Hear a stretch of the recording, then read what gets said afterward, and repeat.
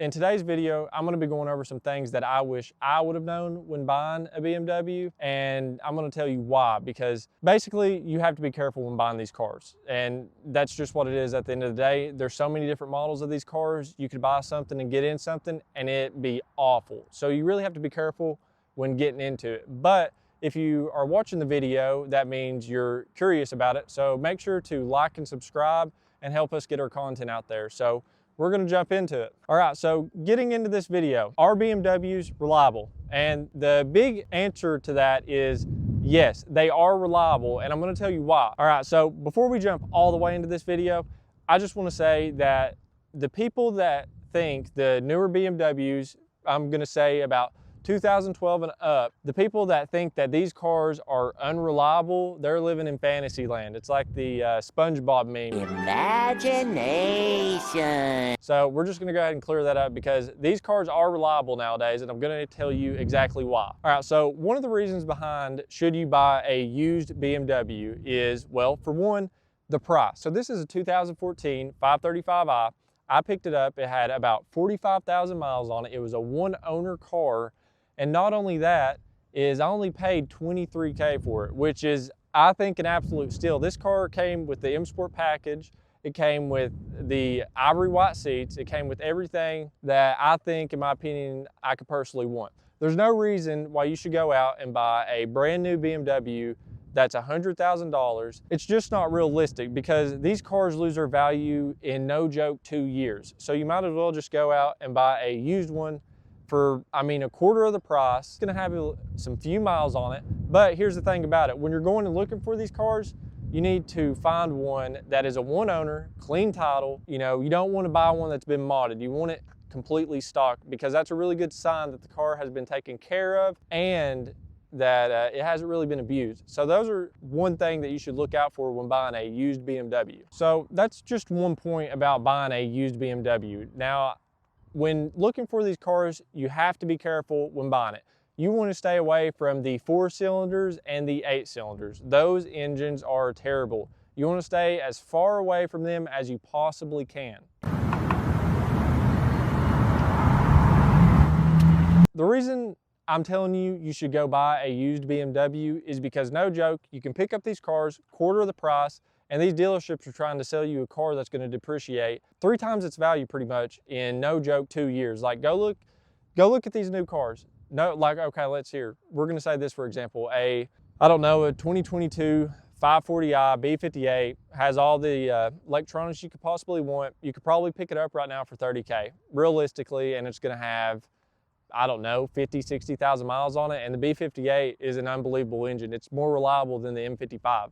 So why not spend 30K compared to, I don't know, 70,000, 75,000 of what they are brand new? It's just not realistic. So now we're gonna be getting into the cost of really owning this car and, you know, is it worth it, you know, maintaining this car? And I'm just gonna go ahead and give you the big answer of this. Yes, it is. And I'm gonna go ahead and tell you, if you're in high school or maybe you're older, if you're looking to get either a first car or maybe you're looking to get into a sports car, you know, maybe you're older, maybe you're like me. You're wanting to get into a car that's a little bit quicker and it has the nice luxury feel. And I'm just gonna go ahead and tell you, this is your car. It comes with 300 horsepower stock and it's inline 6 and it's very reliable. And getting into the cost of these things, they're truly not that bad. And I'm just gonna go ahead and tell you, they're not even hard to work on. There is some weird stigmatism that comes with working on these cars, and at the end of the day, they are not hard to work on. I mean,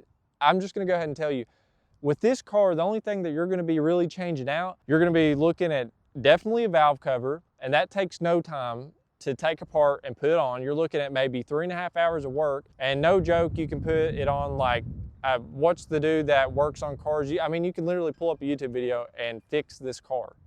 It's not that hard. You're looking at ignition coils, valve cover gasket, and obviously change the oil, keep up the reliability of it. And that's about it. I mean, no joke, that's honestly about it. And I don't care what anyone else says. If you take good care of this car, oil changes every 5,000 miles, this car is gonna be basically bulletproof and extremely reliable. So if you're 16 years old and you're looking to get a car, go get this thing. I'm telling you, it's a good car. Go to your parents, tell them it's reliable, because it really is.